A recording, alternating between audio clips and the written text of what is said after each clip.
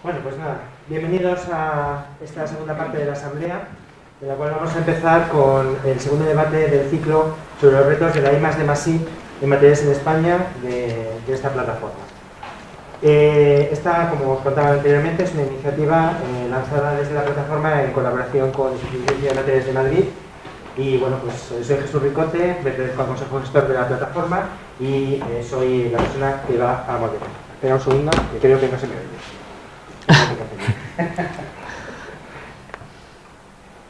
No se me oye, ¿no? Ahora sí.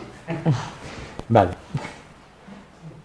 Bueno, pues lo que estaba diciendo es que soy la persona que modera estos debates en esta iniciativa que hemos planteado para este curso académico en la plataforma.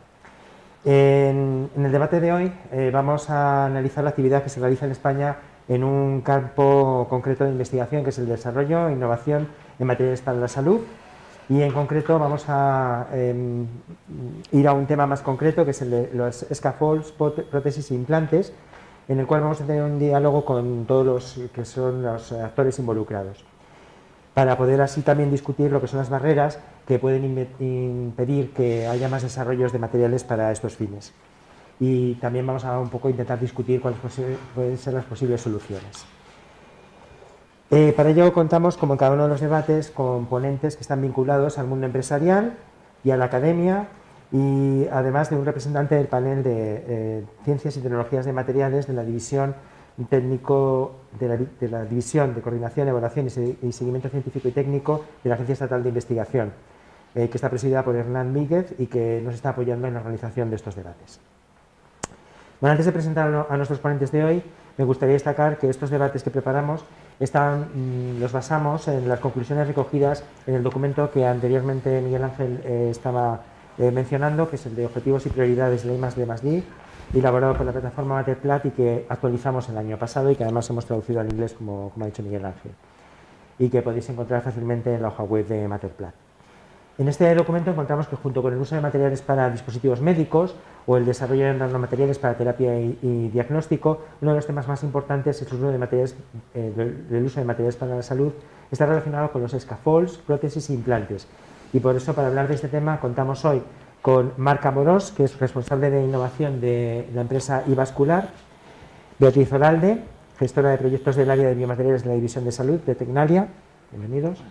Javier Llorca, que es director científico y pertenece al grupo de mecánica de materiales del Instituto India Materiales, y Jesús Martínez de la Fuente, que es profesor de investigación del grupo de nanopartículas y superficies biofuncionales del Instituto de Ciencia de Materiales de Aragón, del CSIC, y que además es el coordinador de la subárea de materiales para biomedicina del panel Ciencia y Tecnología de Materiales perteneciente como decía antes, a la División de Coordinación, Evaluación y Seguimiento Científico y Técnico de la Agencia Estatal de Investigación.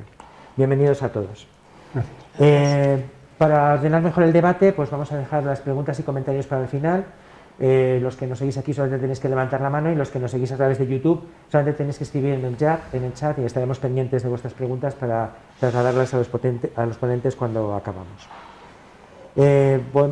Vamos a empezar primero con una primera ronda de preguntas en las cuales me gustaría saber cómo, desde vuestros diferentes puntos de vista, afrontáis el desarrollo de materiales, y me gustaría empezar contigo, Marc, para que nos contaras cómo se afronta el desarrollo de materiales para estas aplicaciones desde una empresa como en la que tú estás, como es iVascular. iVascular es una empresa que diseña, desarrolla, fabrica y comercializa dispositivos para terapias vasculares mínimamente invasivas, o sea, todas ellas vía transcatéter. Nosotros como compañía tenemos una filosofía de integración vertical, lo cual nos permite, bueno, tenemos las capacidades y hemos desarrollado la tecnología para la fabricación de stents a partir de tubos metálicos, de catéteres a partir de pellets de plástico y de recubrimientos para estos dispositivos a partir de monómeros para construir después el polímero y a partir de aquí fabricar el recubrimiento. Y en este sentido nosotros, estas son las herramientas con las que contamos para los nuevos desarrollos para nuevos implantes en terapias vasculares. Muy bien, muchas gracias. También tenemos a Beatriz Oralde, y supongo que Tecnalia comparte muchas partes del punto de vista de una empresa como iVascular respecto a cómo se plantean solucionar los problemas y los retos que nos presentan estos materiales para estas aplicaciones. ¿No es así? Bueno, sí, gracias Jesús. Bueno, agradeceros la oportunidad de estar aquí, de invitarme a esta iniciativa. Tecnalia es un centro tecnológico del País Vasco. El área de biomateriales está fuertemente ligada a la industria y estamos orientadas básicamente a aplicaciones en medicina regenerativa, implantes y dispositivos de diagnóstico in vitro. Intentamos un poco cumplir o rellenar toda la cadena del desarrollo de nuevo producto, ya que bueno, trabajamos desde la selección y la formulación de nuevos materiales, de nuevos biomateriales, la adaptación de las técnicas de procesado a esos nuevos materiales. Luego siempre estamos apoyadas en la caracterización, una evaluación físico-química y también biológica, tanto in vitro como in vivo, y llegamos hasta fabricar pues, series cortas de productos finales o de prototipos, ¿no? Y bueno, nuestra actividad diaria se basa básicamente en dos aspectos. Uno es la investigación, la generación de nuevos conocimientos en el ámbito de los biopolímeros, de la ingeniería de superficies, del procesado, al final pues para crear pues, nuevos dispositivos médicos o sistemas de diagnóstico. Y por otro lado, pues bueno, trabajamos día a día con la industria biotech, intentamos entender las necesidades que tiene nuestro cliente y bueno, trabajamos de la mano pues, para lograr este objetivo común. Gracias, Beatriz. Un punto de vista un poco diferente sería ya desde el punto más académico, que es lo que hacéis en India Materiales, ¿no, Javier? Entiendo. ¿Y nos puedes explicar un poco cómo afrontáis el desarrollo de materiales para estas aplicaciones? Sí, desde el punto de vista de un instituto, India Materiales, que es un instituto que hace, si quieres, ciencia en la frontera del conocimiento, pues nuestra estrategia acerca de materiales para la salud empezó hace pocos años cuando recibimos la acreditación de excelencia por parte, María Emesto, por parte de la Agencia Española de Investigación, y decidimos utilizar una parte importante de los recursos que decidimos en una área estratégica que era precisamente utilizar todo su expertise que tenemos en el desarrollo, la caracterización y la simulación del comportamiento de nuevos materiales o de materiales con propiedades diferentes para aplicaciones en el campo de la salud, y en concreto dentro de lo que son las aplicaciones para el campo de la salud, que son muy amplias, en un área muy concreta que nos parece que es una de las áreas que tiene más futuro, que es en el desarrollo de implantes, scaffolds, de andamios para regeneración de tejidos. Pensamos que igual que en el mundo de la medicina hubo una enorme revolución en los años 60 y 70, cuando las terapias de trasplante se pusieron de moda y realmente se llevaron a cabo, pensamos que la siguiente revolución en esta línea en la medicina será cuando no se trasplante, sino que cuando se pueda regenerar un tejido o un órgano. Evidentemente la regeneración de órganos es algo que se encuentra muy allá en la ciencia ficción, pero hoy en día lo que es la regeneración de tejidos, como es piel, como es hueso, como otros tejidos, es algo que está mucho más cercano, y para eso pues el expertise de un instituto en el desarrollo de nuevos materiales puede aportar. Muy bien, trataremos ese tema después. Y por último, pues para terminar esta primera ronda, pues Jesús viene de la Agencia Estatal de Investigación, siempre tenemos a alguien de la agencia, y que en teoría nos puede dar una perspectiva mucho más general de la que podemos tener individualmente cada uno de nosotros, porque vosotros veis muchos proyectos y veis un poco lo que se hace a nivel nacional. Sé que en este caso tú no eres experto precisamente de los materiales para scaffolds, implantes, y bueno, pues quería saber un poco tu perspectiva. Sí, desde el subpanel de materiales para biomedicina, la temática de scaffolds e implantes es una de las áreas donde tenemos un número de proyectos más relevantes. Dentro del subpanel normalmente tenemos proyectos centrados en nanopartículas inorgánicas como actuadores o para biosensores para diagnóstico. Tenemos una parte importante también en nanoformulaciones, más con sistemas de drug delivery, y la parte de scaffolds es una de las partes importantes, con la parte de ingeniería. Se centra sobre todo en materiales óseos, regeneración tisular, impresión 3D, cada vez está habiendo más proyectos de ese tipo. Y vemos también que en este tipo de proyectos hay una clara relación con industria, o sea, son proyectos que tienen una aproximación al tejido industrial importante y empiezan a haber empresas en el sector. Y como digo, en los últimos años pues se va viendo bastantes proyectos en recubrimientos de distintos biomateriales para evitar crecimiento bacteriano, mejorar la respuesta del material, su estabilidad, y impresión 3D también está creciendo bastante en estos últimos años. Bueno, has un poco cubierto los temas que vamos a ir intentar ir desgranando según vamos hablando, y vamos a empezar en un primer bloque hablar sobre los materiales en sí mismos y cómo se pueden mejorar las propiedades para estas aplicaciones. Entonces, pues, son temas como relacionados con la terapia regenerativa de la que estábamos hablando, cómo fomentar la proliferación celular en estos materiales, a través, por ejemplo, del control de la nanoporosidad, la revascularización de implantes. Entonces, un poco, pues, ¿cómo afrontáis estos temas de diferentes puntos de vista? Por ejemplo, desde una empresa como iVascular. Bueno, nosotros desde el punto de vista de empresa, bueno, a nivel vascular, que es donde puedo hablar, entiendo que pasa en distintas áreas médicas, ¿no? En todos los implantes, al final buscas, por un lado, que cubra la funcionalidad y que tenga las características y propiedades mecánicas adecuadas para ese implante, ¿no? Para esa sustitución de tejido, órgano o hueso, pero también es muy importante qué pasa con la interacción biológica, ¿no? Cómo interactúa este material con el cuerpo para que haya una buena aceptación, pueda integrarse bien y durar durante muchos años, ¿no? A nivel vascular, en este sentido, hay implantes que se encuentran en muy distintas situaciones, ¿no? Nos encontramos desde el stent, que ya ha llegado a una situación de seguridad y eficacia buenísima, ¿no? A nivel de materiales, a nivel de integración cuando se pone un stent dentro del cuerpo, mientras que hay otros que necesitan de mejorar estos materiales para cubrir esa funcionalidad, ¿no? Bien sea la válvula cardíaca que se implanta transcatéter, que a día de hoy ya tenemos soluciones, pero de una durabilidad no demasiado alta. Entonces, sí, tendrás un implante que cubrirá 5 o 10 años de vida del paciente de forma adecuada, pero pasado este tiempo, pues con los materiales que se trabaja, por ejemplo, que en este caso estamos hablando que se sustituye o se emplea pericardio de origen animal que es tratado químicamente, pues bueno, hay un cierto deterioro y cuesta la integración, ¿no? O si nos vamos a otro tipo de indicación, como podría ser un bypass coronario, que a día de hoy aún no tenemos ningún dispositivo fabricado a partir de material sintético que pueda emplearse a nivel coronario, ¿no? Y lo que se hace a día de hoy es coger un trozo de la vena safena del propio paciente, ¿no? Un implante autólogo para poder hacer este bypass, ¿no? Entonces, bueno, se necesita de ir trabajando en función de cada una de estas indicaciones y lo que he hablado ahora en vascular entiendo que es aplicable a cualquier otra área, ¿no? Y entender bien qué está pasando, por qué nos está fallando ese implante y cómo podríamos cambiarlo o reemplazarlo, ¿no? Y en un caso será pues, que trombosará y en otro caso será pues, que el tejido no acaba de crecer dentro de ese implante y no hay una integración real. Bueno, en eso estamos, ¿no? Y al final, empresa igualmente, igual que los centros tecnológicos, pues también tenemos nuestro I+D orientado a buscar estas soluciones, ¿no? Quizá no estamos tanto en la ciencia básica, ¿no? Y estamos más próximos a lo que ocurre en ese momento, no estamos pensando, bueno, pensando sí, ¿no? Pero no trabajando activamente en la impresión de tejidos, ¿no?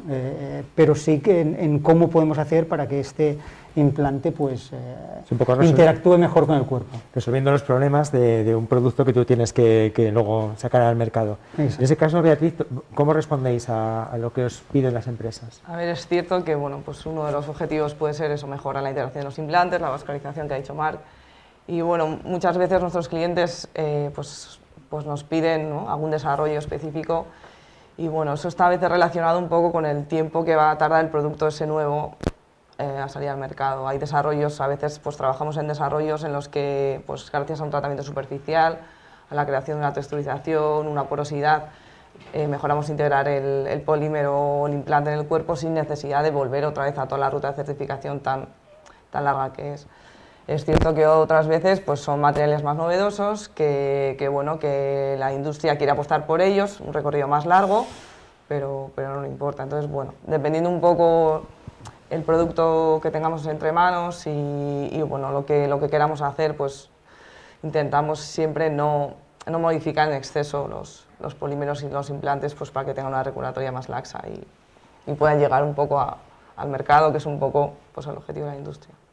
No sé si, Javier, tenéis en cuenta estos problemas de regulatoria cuando hacéis investigación o lo que intentáis es más bien aportar conocimiento a este tipo de materiales. Sí, realmente nosotros estamos bastante más upstream y digamos lo que estamos intentando es dar el paso que es intentar desarrollar nuevos materiales o nuevas estructuras que sean capaces de asumir las funcionalidades necesarias. O sea, por ejemplo, en algunos casos tú lo que te encuentras es que con un material biológico lo que quieres es que sea un material que sea expandible. Por ejemplo, si quieres un implante de piel y que pueda deformarse pues 200, 300, 400 veces su deformación inicial. O si quieres un implante de hueso necesitas un material que antes de que se produzca el crecimiento celular resista unas propiedades o tenga unas propiedades mecánicas que son semejantes a las del hueso. En estos momentos muchas veces no hay soluciones para eso, o las soluciones que hay tienen unas limitaciones serias. Entonces nuestra investigación va más en procesos disruptivos que realmente permitan de asumir eso. O sea, ver cómo, por ejemplo, pues uno utilizar materiales con memoria de forma para lograr esas grandes deformaciones, o ver cómo uno puede desarrollar un material que tenga unos actuadores que le permita, mediante el desarrollo o la activación de esos actuadores, pues tener grandes deformaciones que se encuentran por ahí, o simplemente materiales metálicos que se puedan degradar con el tiempo y ser sustituidos por tejido, pero que durante un periodo de tiempo largo proporcionen la estabilidad mecánica.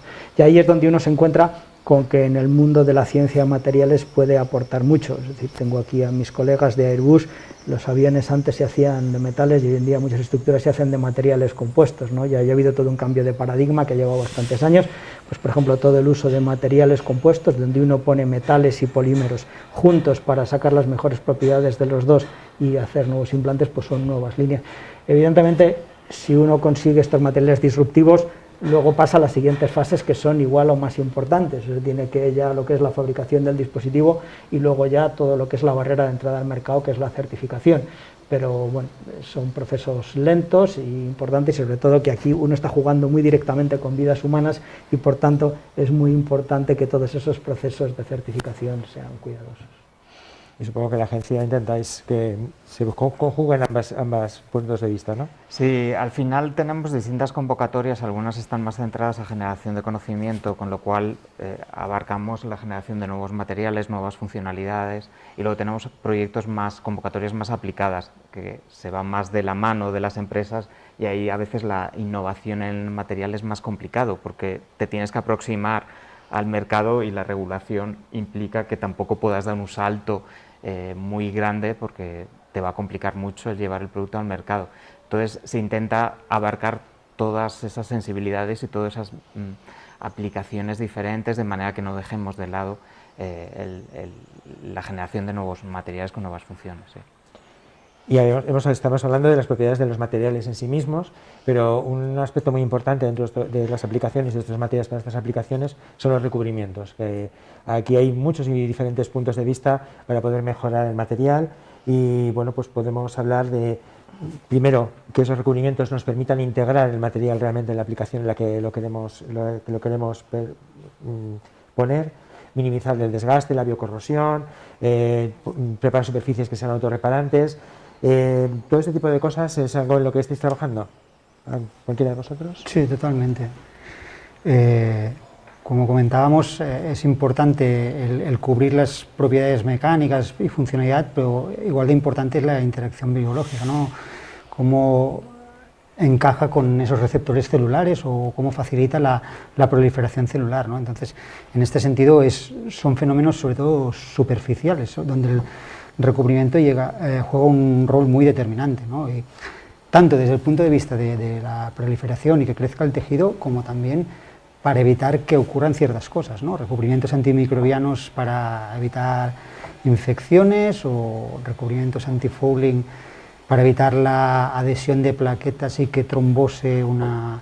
Entonces, depende del tipo de implante, tendrás unas necesidades o tendrás que evitar unos riesgos, ¿no? Y tendrás que buscar ese recubrimiento que te ayude a solventar, ¿no? Esa situación, y en ese sentido, bueno, se desarrolla, ¿no? Nosotros en casa tenemos recubrimiento hidrofílico para todos nuestros catéteres, para facilitar el deslizamiento del catéter dentro del cuerpo, ¿no? Sin crear daño arterial.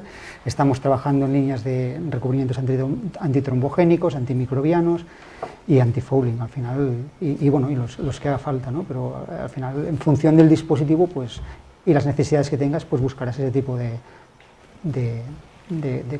material, ¿no? De composición.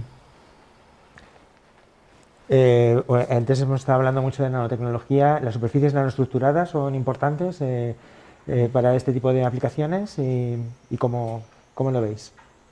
Sí, puedes controlar la adhesión celular promoviéndola o inhibiéndola según te interese. También para tratamientos antibactericidas la topología puede ser una manera de evitar el crecimiento del biofilm y que no te genere para bacterias multiresistentes, que de otra manera con tratamientos más clásicos de antibióticos, por ejemplo, podría ser un problema. Puedes conseguir una superhidrofobicidad que también te puede ayudar a la adhesión celular o no adhesión celular. Con la nanotopología puedes conseguir ese tipo de efectos. ¿Sí? Y otra cosa de la que estábamos hablando es de los sensores, que lo habéis mencionado anteriormente. En estas superficies podemos poner sensores para controlar lo que es la degradación de estos materiales, de estos implantes y qué estamos haciendo. Incluso, bueno, pues eso ya lleva a otros muchos aspectos, como por ejemplo que esas superficies pues logren captar energía sin que tengamos que tener una batería que tengamos que sustituir, y estos métodos de recolección de energía en estos dispositivos. ¿Tenéis alguna experiencia al respecto o algo? Bueno, en nuestro caso, más que, bueno, creo que es uno de los mayores retos, ¿no? Es hacer los implantes inteligentes. Creo que por hoy, pues bueno, está un poco lejos de una aplicación real. Quizá lo más cercano son los apósitos, que realmente, bueno, es una aplicación cutánea que no es invasiva.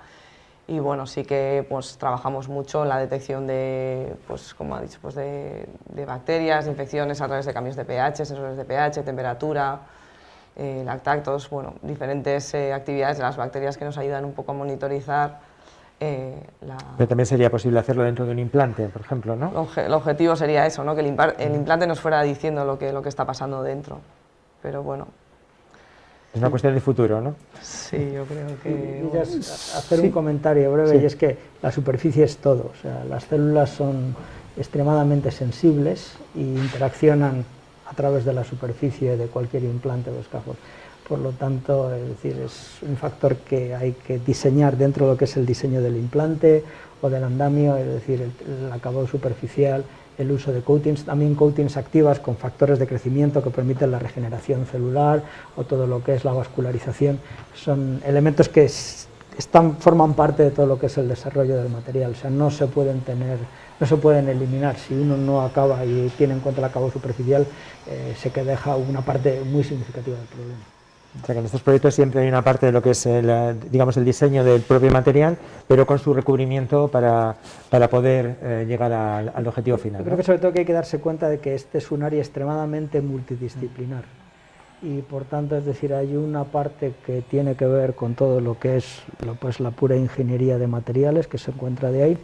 Hay otra parte que tiene que ver con todo lo que es la parte de biología y crecimiento celular, y la interacción de estas dos áreas completamente diferentes se realiza a través de una ingeniería de superficies y de un elemento superficial, que es donde se realiza la interacción, y por lo tanto analizar las dos cosas desde el punto de vista de materiales, desde el punto de vista biológico, es lo que hace este área tan apasionante, y por otro lado es un área que tiene un enorme impacto. Sí, porque lo estamos viendo todo desde el punto de vista de los materiales, porque estamos en una asamblea que va sobre los materiales, pero supongo que tenéis que tener mucha interacción y muchos conocimientos de biología para poder coger y resolver esto, o por lo menos colaboración con biólogos, biomédicos, para poder resolver tanto estos problemas, ¿no? Totalmente. Sí, es fundamental tener la interacción con el biólogo para conocer la interacción con la célula. Al final la célula no deja está sensando sobre dónde se va depositando. Nosotros en el grupo trabajamos con funcionalización de superficies y en ocasiones nos ocurre que una proteína tiene que tener incluso la orientación adecuada, la presentación de la proteína tiene que ser adecuada para que la célula, cuando interaccione con esa proteína, genere una respuesta en el interior de la célula. Si la proteína está allí depositada, la adhesión se va a dar, pero la respuesta celular que viene después no ocurre.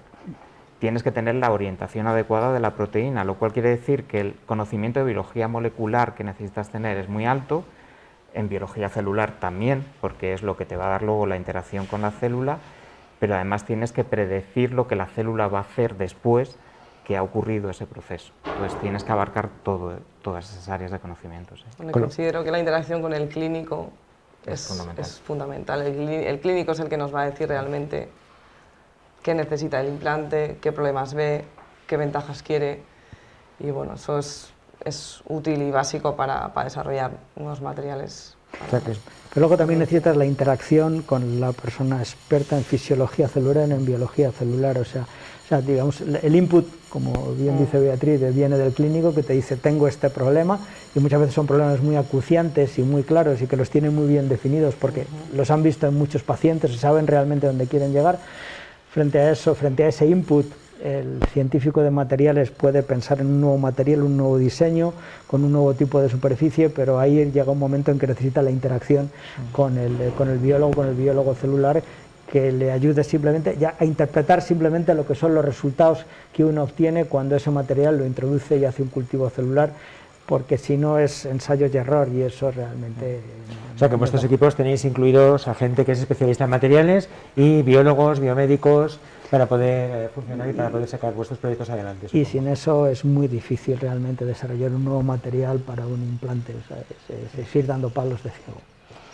Este campo es un campo muy de futuro, en el cual podemos utilizar una gran cantidad de tecnologías emergentes, y uno de los premios que hemos dado al trabajo de fin de máster está basado precisamente en la utilización de la impresión 3D, ¿no? ¿Cómo de importante veis o cómo que podéis, si ya se puede aplicar, pues por ejemplo en el mundo empresarial, se podría aplicar a corto plazo, o nos falta todavía muchos pasos para poder llegar a implementar esas tecnologías? Faltan muchos pasos. Sí que es verdad que es el futuro, ¿no? Que ya no nos conformamos con reemplazar ese tejido o órgano con algo, con un implante, digámosle, pasivo, ¿no? Porque al final no acaba de sustituir al tejido o al órgano como tal, ¿no? Y ahora ya tenemos vistas a poder sustituir ese órgano, ¿no? Como nos comentaban en la presentación. Bueno, son muchos pasos porque al final es muy complejo el sistema, llamémosle riñón, corazón o lo que corresponda, ¿no? Pero es necesario empezar a trabajarlo hoy para que a 10 o 20 años realmente seamos capaces de sustituir realmente, que no tengamos que ir a un donante, ¿no? Que al final estamos limitados por los órganos que pueda haber, sino que podamos fabricarlo en un laboratorio y coger células del paciente y replicarlo de alguna forma. Javier, vosotros trabajáis en... Sí, nosotros, digamos, hemos apostado de una manera decidida por el uso de la impresión 3D para la medicina regenerativa por dos razones fundamentales. La primera, porque pensamos que la impresión 3D es la puerta abierta para lo que se denomina medicina personalizada. Al final, cuando uno fabrica distintos dispositivos, los dispositivos que se fabrican en serie tienen una serie de determinadas dimensiones, pero claro, esas dimensiones son dimensiones medias, es decir, no se pueden adaptar a todos los pacientes ni a todo tipo de lesiones. Y lo que permite la impresión 3D es que uno hace un scan, con ese scan ve qué tipo de lesión o ve simplemente cómo es la zona o las características específicas de esa válvula cardíaca, y si uno tiene una tecnología desarrollada, lo que puede hacer es fabricar esa válvula cardíaca o ese implante de hueso para ese paciente determinado con las dimensiones adecuadas. Esto, lógicamente, es un gran avance. La segunda razón por la cual pensamos que la impresión 3D es el futuro es porque las estructuras biológicas son estructuras desde el punto de vista microestructural extremadamente complicadas. Son estructuras que normalmente para un mismo tejido, como puede ser la piel o como puede ser el hueso, no son estructuras monolíticas. El hueso cortical es un hueso que es mucho menos poroso, mucho menos duro, el hueso central es un hueso que es muchísimo más blando, tienen estructuras diferentes. Lógicamente lo que uno debería intentar es hacer un andamio que se asemejara lo más posible a ese tejido biológico. Y la única manera de fabricar estas estructuras multimateriales, donde tienes en zonas diferentes estructuras diferentes, en una zona puedes tener un material compuesto reforzado con fibras, en otra zona puedes tener un material reforzado con partículas, en otra zona puedes tener un polímero, o simplemente si fabricas, como estamos ahora fabricando, andamios metálicos tridimensionales, es decir, pues para variar sistemáticamente la porosidad de una zona a otra. La única manera de hacer eso de manera sistemática y de una manera industrial es mediante las modernas técnicas de impresión 3D. Entonces, en el instituto tenemos dos grandes líneas, una es impresión 3D de materiales metálicos, y ahí fundamentalmente dentro de la línea que estamos trabajando son materiales metálicos bioreabsorbibles para implantes óseos. La idea es que si tú ahora te ponen un implante metálico, porque los esfuerzos mecánicos requieren un implante metálico, te lo ponen o de titanio o de acero, y el implante se encuentra allí para siempre, lo cual puede dar a veces a medio plazo problemas de metalosis. Lo ideal sería fabricar un implante que fuera biorreabsorbible. Entonces estamos haciendo impresión 3D de aleaciones de magnesio, de aleaciones de zinc, que son biorreabsorbibles, intentando controlar lo que es el periodo de degradación mediante recubrimientos superficiales, de manera para que progresivamente el implante vaya desapareciendo, el tejido, el ciro óseo vaya creciendo, y eventualmente, después de un cierto tiempo, lo que tienes es el tejido natural sin ningún implante, que ha servido realmente como un indamio, es decir, para eso.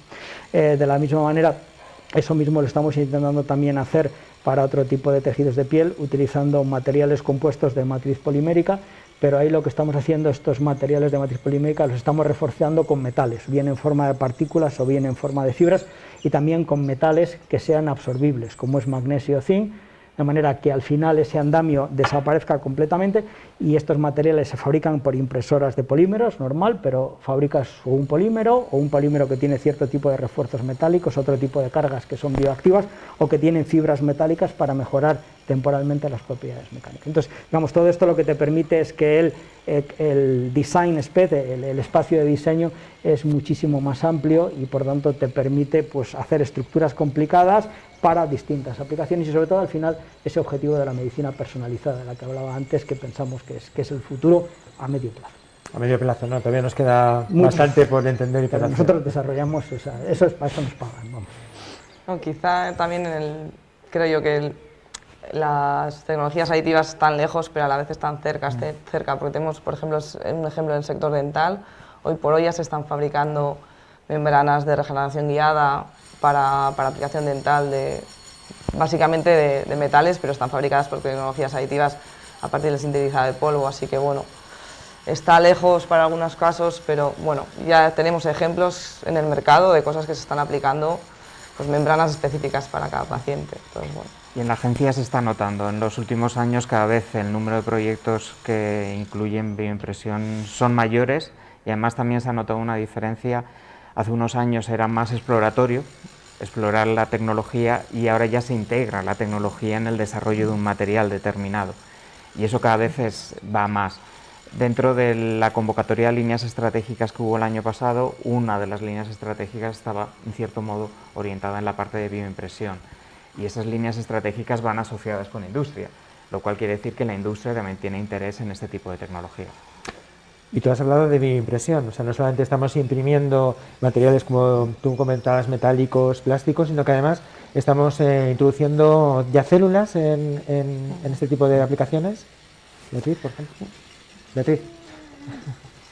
Bueno, perdona. No, quizás eso sí que, bueno, la impresión de células tiene un recorrido largo en el mercado, pero bueno, una de nuestras líneas es la fabricación de dispositivos de diagnóstico in vitro. Es verdad que hoy por hoy las farmas quieren buscar sus modelos in vitro 3D que mimeticen mejor sus aplicaciones reales, ¿no? Y bueno, sí que es verdad que bueno, todo el campo de los biomateriales tiene mucha cabida en eso, la impresión 3D, el mimetizar en una placa de laboratorio un tejido real para el testeo de fármacos, para pues, el diagnóstico, pues, el point of care, bueno, todas esas cosas que los biomateriales también tienen cabida, no solo material implantable. Mar, ¿querías decir algo? No, simplemente lo que comentabais, que sí, que la impresión 3D ya está en el mercado, o sea, y personalizada, o sea, ya hay empresas a día de hoy que un paciente ha tenido un accidente de tráfico y tienen que reestructurarle o reformarle una parte o del cráneo o de otra parte del cuerpo y sintetizan la parte metálica. Una cosa es la impresión 3D que está llegando, y la otra cosa es la bioimpresión, que aquí ya queda un recorrido bastante más... Pues hablando ya futuro, sí. mucho más años. Nos queda mucho por aprender todavía en esto. Sí, yo creo que la bioimpresión sobre todo tiene futuro, porque me parece que es una de las maneras en el proceso de certificación, pasar o intentar eliminar uno de los pasos que hoy en día tiene peor prensa y que es más caro, que es todo el tema de los modelos animales. Hoy en día, cuando uno desarrolla un nuevo fármaco, primero lo desarrolla in vitro en el laboratorio, y luego, una vez que ha hecho eso, el siguiente es pasar a un modelo animal. El modelo animal bueno, desde el punto de vista tiene bastante mala prensa por motivos ecológicos, y también desde el punto de vista de coste es un coste enorme. Es decir, si nosotros consiguiéramos realmente reproducir un scaffold, es decir, formado por hidrogeles que reproduce y hay mediante impresión reproducir un tejido y luego, es decir, los fármacos, infectar ese tejido con células cancerosas o con virus de coronavirus, y luego los fármacos, es decir, utilizarlos y testearlos ahí, pues evidentemente eso permitiría, si eso funciona, pasar directamente ya a lo que es el modelo humano. Saltar ese modelo animal creo que es algo que se encuentra en la mente de todos y que yo creo que es algo que es interesante e importante en el futuro. Sí, es que nos permite hacer organoides, y el organoide a la vez nos permitiría hacer avatares, y los avatares nos permitiría testar de una manera más eficiente los tratamientos que estamos buscando. Sí. Es un poco las fases esas preclínicas de las que hablamos, ¿no? Las haríamos mucho más rápido, de una manera más eficiente y más barata, ¿no? Supongo. Antes hemos hablado un poco de los materiales reabsorbibles, porque es importante, ¿no? Que estamos introduciendo en el cuerpo cosas que en teoría pues estos metales no los tenemos, y lo que queremos es que se sustituya realmente por células humanas y luego eso se vaya. ¿Hay ya muchos desarrollos en este? ¿Es algo en lo que, por ejemplo, la industria está trabajando? Sí, sí, bueno, al mercado ya llegó un stent bioabsorbible para arteria coronaria y hay algunos en el mercado, pero no en este concreto, el primero que llegó al mercado fue la compañía Abbott y lo retiró del mercado. Al final no es fácil, y hay también distintos desarrollos, incluso dispositivos que han llegado a estudio clínico para válvulas cardíacas también con materiales reabsorbibles, ¿no? Al final, cuando queremos que el tejido se integre en el implante, que el implante se reabsorba y que al final quede sobre el tejido, es necesario sincronizar muy bien la desaparición del implante y la aparición del nuevo tejido y la pérdida de funcionalidad con la nueva funcionalidad, ¿no? Y después esto usarlo en pacientes muy diversos, desde un paciente que es joven y que tendrá una facilidad alta para la regeneración de este tejido, a un paciente que es mayor y que no está tan claro estas capacidades que tenga su cuerpo para la regeneración del tejido, ¿no? Entonces, realmente, o sea, como idea es buenísima y como objetivo está muy bien, como ver su implementación será muy compleja, porque al final realmente tendrás que tener muy bien modulada esta biodegradación para conseguir el objetivo en cada paciente, no te sirve algo estándar. Un poco tendrá que ser personalizado para también, porque al final, claro, sí, entra un papel muy importante, el papel de los recubrimientos, porque es decir, con los recubrimientos es la manera en la que puedes modular dos factores fundamentales, que es la velocidad de degradación, es decir, que tiene ese material que es bioreabsorbible, y también la velocidad de integración o la osteointegración, de manera que al final estos son, digamos, como bien decían, opciones de futuro, es decir, que se encuentran por ahí, o sea que no están, digamos, no son ready to go, sino que requieren, pero bueno, efectivamente al final el conseguir que el andamio sea realmente un andamio que permite ese crecimiento celular y que permite la sustitución, pues es evidentemente un paso adelante que tampoco tiene por qué ser posible en todos los pacientes, o sea, tampoco pensemos que una solución es válida para todos los pacientes, sino para cada tipo de pacientes y para cada tipo de terapia, pues son diferentes. Al final, tener cuantas más balas posibles, pues es lo que y en este caso, en pacientes pediátricos es muy necesario, ¿no? Porque todos los pacientes que tienen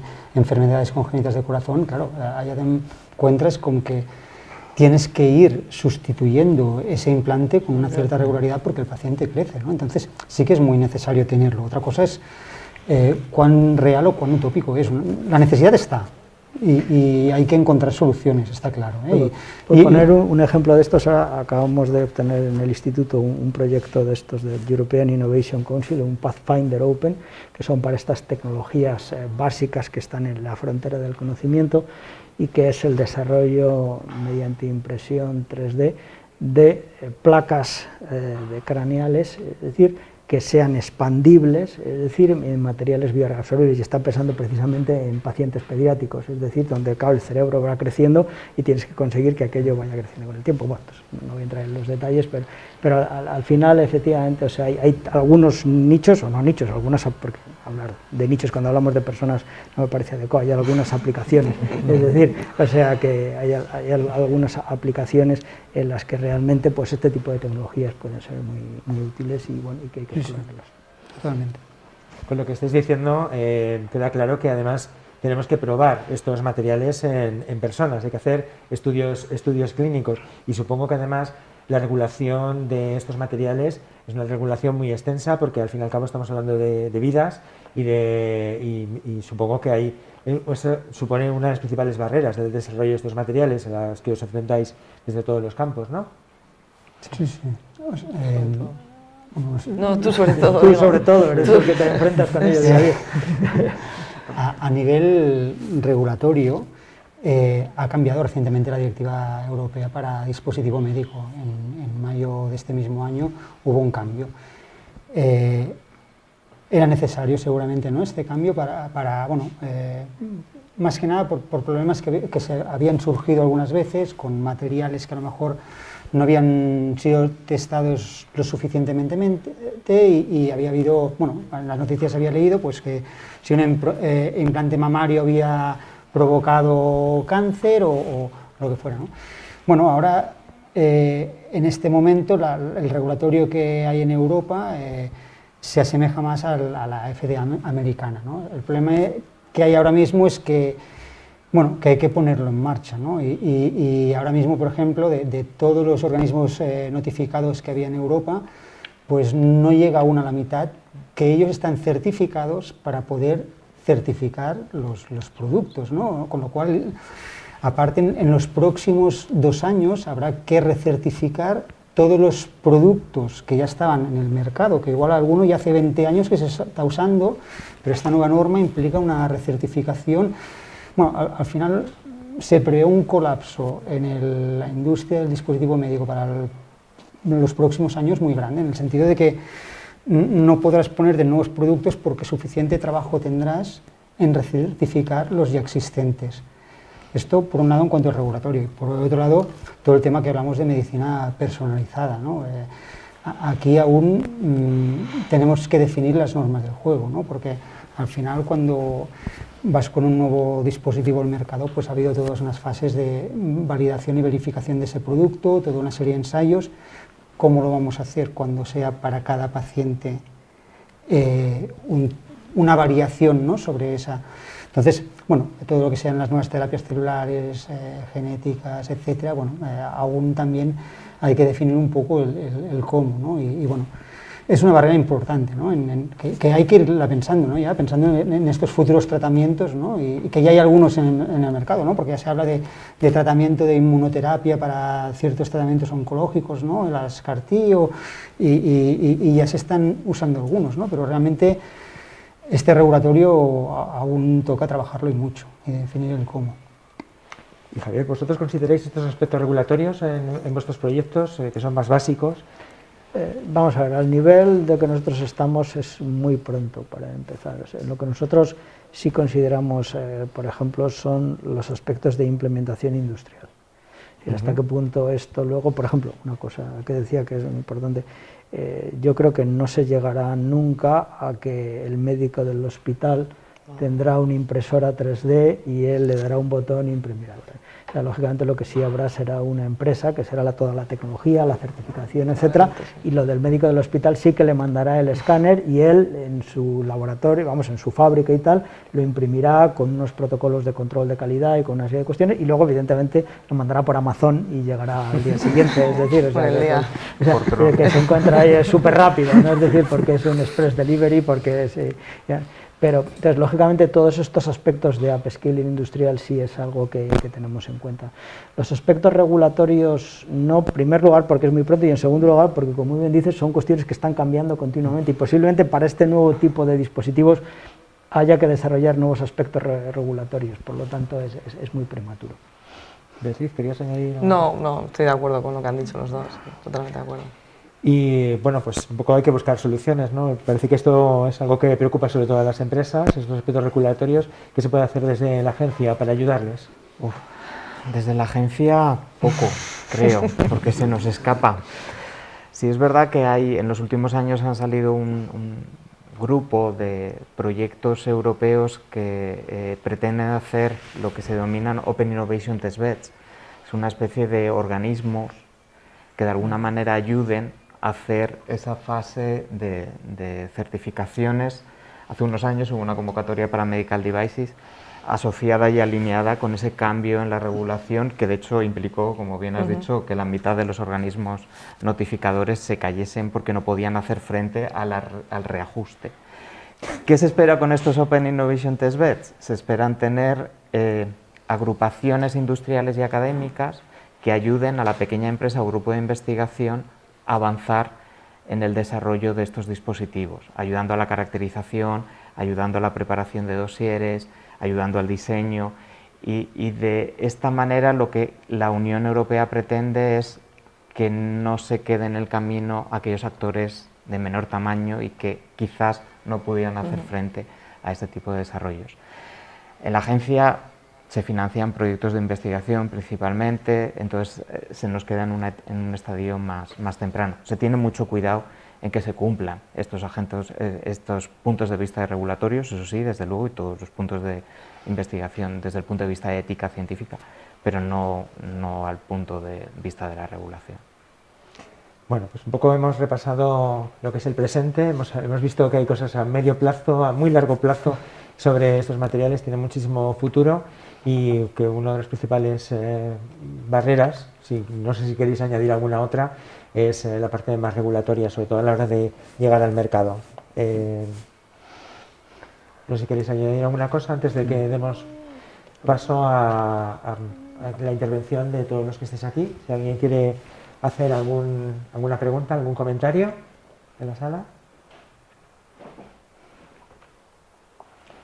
Sí. Le damos el micrófono.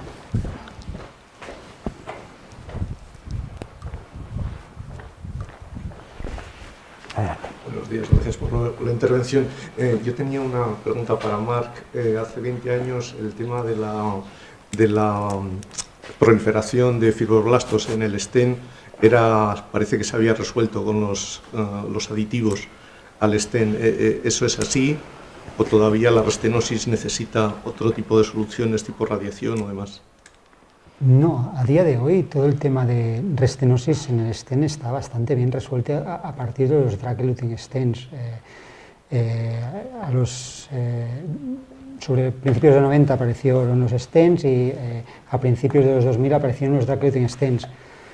Hubo una primera fase, ¿no? Las primeras generaciones, donde había todo este problema de lo que hoy hablábamos aquí sobre la mesa, de problemas a lo mejor, de que a lo mejor los primeros materiales no eran suficientemente biocompatibles, se generaban reacciones inflamatorias como consecuencia del polímero, o a lo mejor habían ciertas reacciones a nivel de stent trombosis, pero en el transcurso de estos 20 años realmente ha mejorado y mucho, ¿no? Realmente problemas de restenosis en los stents, en el plazo de seguimiento que tiene un estudio clínico de 1, 2, 3 años, ocurren en porcentajes muy bajos. Es una problemática realmente bien resuelta. Gracias. Siempre se puede mejorar, por supuesto, pero el nivel de resolución es alto.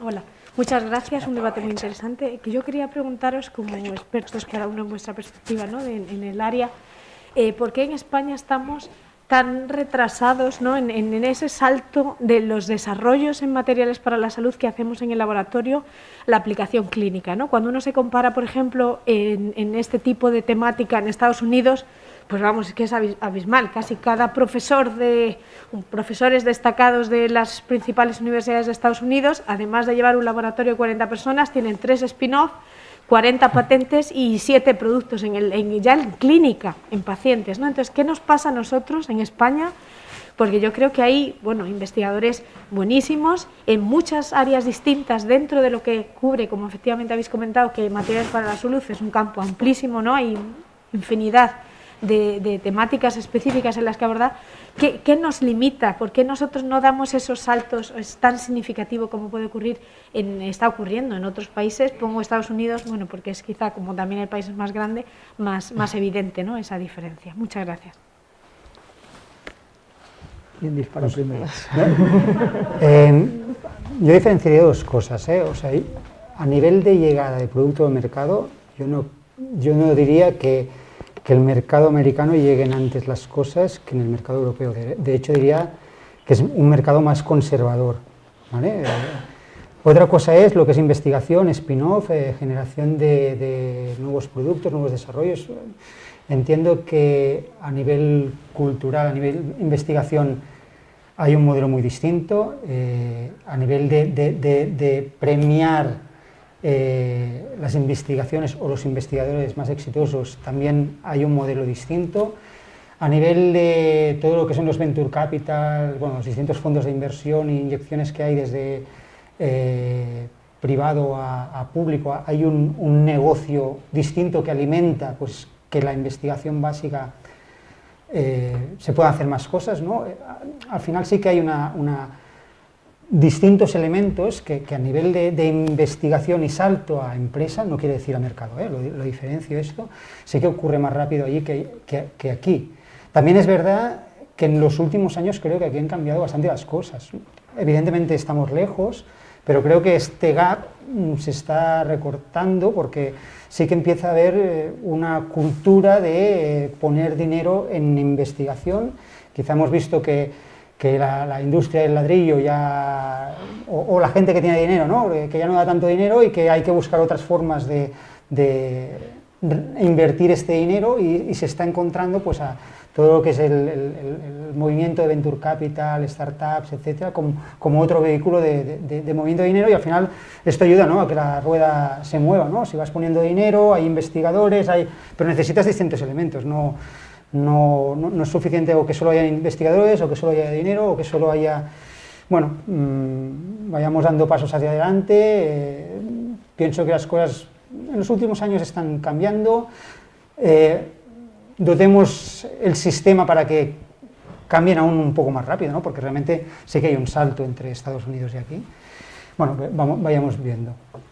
Sí, yo creo que el problema en buena medida es un problema cultural y estructural, ¿no? Desde el punto de vista cultural, si uno mide la inversión de I+D en este país, la inversión pública estatal es del 1 y pico %, uno mira a otros países de nuestro entorno y tampoco es que sea mucho mayor, donde hay una diferencia brutal es en la inversión de I+D por parte de las empresas, donde en España el número de empresas que realmente dedican una parte importante de sus recursos a hacer investigación es muy limitado. Al final, eso es un tema cultural que yo siempre acabo diciendo que el problema de los buenos empresarios españoles es que los buenos empresarios españoles son fenicios, es decir, yo compro a 4 y vendo a 100 y con ese 4% voy tirando. Y al final lo que uno nota en otros ambientes europeos es que uno va a Alemania y se encuentra multitud de empresas pequeñas y medianas que dedican una parte muy importante de sus recursos a la investigación. Eso es un tema cultural porque al final si un investigador desarrolla un nuevo dispositivo y lo patenta, puede montar una spin-off. Montar spin-off es muy sencillo cuando uno va a hacer una aplicación. Cuando uno tiene que montar un laboratorio de fabricación de materiales, etcétera, eso ya requiere unas inversiones de capital que hace que lo lógico es que eso se lo transfiera a una empresa y que esa empresa, que ya tiene el expertise, digamos, lo asuma. Bueno, cuando uno va al mercado español e intenta encontrar esas empresas, pues muchas veces se encuentra con que hay pocas empresas dispuestas a correr ese riesgo y que es un tema cultural, ¿no? Otra cuestión que si quieres cultural también es si uno pertenece a un instituto público de investigación, como es el caso, bueno, de los que estamos aquí, digamos, si ese instituto público de investigación quiere participar en la spin-off, eso se acaba convirtiendo en una verdadera pesadilla que a partir de un cierto nivel tiene que aprobarlo el Consejo de Ministros, con lo cual se acaba convirtiendo en algo que hace que es prácticamente que sea imposible, es decir, que uno lo pueda hacer por ahí.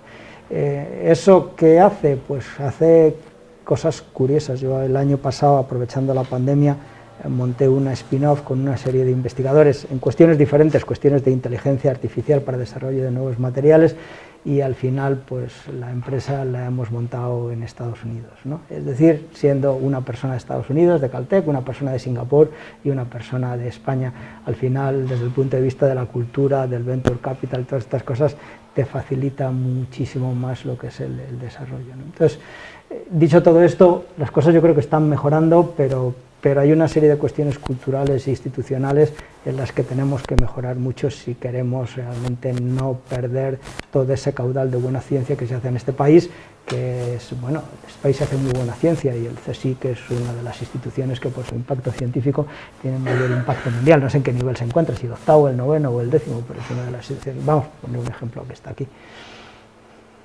Sí, también es que el tejido industrial, el tejido inversor en el país es muy conservador. Y bueno, prácticamente tienes que tener un producto que ya está para ir al mercado, y en este tipo de sectores pues es difícil tener el capital para estar ahí. Y entonces aquí cuesta mucho trabajo conseguir capital riesgo a una cuantía suficiente para llevar un producto centrado en un escafo, en un biomaterial, y llevarlo al mercado. Cuesta muchísimo trabajo porque no tienen la cultura de conseguir un retorno a largo plazo o con un nivel de riesgo alto. Eso en Estados Unidos quizás no pasa tanto, se dispara menos. Básicamente aquí se dispara menos desde el punto de vista de la inversión. Bueno, a mí me gustaría añadir pues, que sí que a nivel nacional existen programas que ayudan a las empresas, pues ser misiones, retos, pero muchas de esas ayudas son préstamos a la empresa. El porcentaje de subvención es muy bajo, o cero. Entonces, para una empresa pequeña que está empezando, pues si esa subvención fuera un poquito mayor, que esa subvención es simplemente para que subcontraten a su vez a centros también nacionales, pues bueno, creo que sería también una pequeña inyección para que la empresa pueda un poco apostar más por el I+D y salir antes. Pero es más, para una empresa grande tampoco les interesa, porque la burocracia es tan grande, sí, bueno, que casi prefieren buscar el dinero por su lado. Al final, el capítulo de créditos del CEDETI para empresas del Ministerio nunca se agota, o sea que al final este país, o sea, siempre es una partida que queda muchísimo dinero, y eso significa no tanto que sea o no sea, digamos, rentable, sino yo creo que más bien es un tema cultural, o sea, el tener una política de decir de que vamos a dedicar, como ocurre en muchas empresas en el extranjero, un 10 o un 15%, no ya de nuestros beneficios, sino de nuestro turnover, de la facturación, simplemente explorar el futuro. Eso es algo que se encuentra en muy pocas empresas en España. Yo conozco alguna, y en Indea Materiales, Miguel Ángel, que es el director de proyectos, lo sabe mejor que yo, que nos hemos encontrado algunas de esas empresas que realmente tienen, porque muchas veces el mercado en el que se encuentran es tan competitivo que o se mantienen ahí en la frontera del conocimiento o saben que van a ser desplazados. Pero en muchas otras ocasiones uno, como tú decías, hay empresas que lo que buscan es que les des algo que prácticamente ya esté hecho, ¿no? Y eso es prácticamente imposible con los medios que se disponen en un centro de investigación o incluso en un centro tecnológico que está más downstream, pero aún así no deja de ser, no es una empresa. Ahí lo ideal serían alianzas de tejido industrial con alianzas de grupos de investigación, generando entornos de trabajo híbridos entre esos dos entornos y cuidando que ni la investigación pública recaiga en manos 100% de la empresa privada, pero por otro lado que la empresa privada ayude a guiar a la investigación pública para ir desarrollando productos que se acerquen al mercado. Yo creo que ahí sería una muy buena solución. Pero en este sentido sí que es verdad, como decía Bea, que este riesgo, que está bien que evidentemente que la empresa tiene que asumirlo, que también haya un riesgo conjunto, ¿no? Cuando miramos países como Estados Unidos o Israel o Holanda, países de estos que con un alto nivel emprendedor, realmente o sea, estas primeras startups al principio tienen un porcentaje de la propia startup que es por financiación directamente por un banco público. que ayuda. O sea, claro, si la empresa tiene que poner el 100%, o no 100% porque una parte es en préstamo, pero al final es el 100%, ahora o mañana, ¿no? Pero es el 100%, a algo que tiene riesgo, pues va a productos de bajo riesgo, lo que está cerca del mercado. Si se quiere riesgo, se necesita pues un riesgo por las dos partes, porque entonces, claro, la empresa irá más a tecnologías menos disruptivas, más próximas al mercado, para asegurar su facturación, invertirá igualmente un 10 o un 15% o un 5%, depende de la empresa, en I+D, pero limitará el riesgo. Entonces todo depende y de hecho al final todas los Horizon, bueno, todos no, pero una parte importante de los Horizon van en esta dirección, ¿no? Realmente dar unas subvenciones muy altas a aquella, para intentar arrancar, ¿no?, con estas empresas, con estas startups. Bueno, entiendo que para arriesgar es importante que haya este empujón desde financiación pública, si no es difícil que la empresa asuma esos riesgos altos. Pues creo que hemos dado muchas ideas a nuestros superiores para que las implementen o por lo menos las piensen. Les hemos dado una buena reflexión y bueno, pues desgraciadamente hemos acabado con el tiempo del debate. De nuevo, daros las gracias a los cuatro por haber dicho que sí a esta invitación y haber estado en este debate. Muchas gracias a todos los que estáis y te paso a Miguel Ángel para que continuemos con la asamblea. ¿De acuerdo? Nada, todos.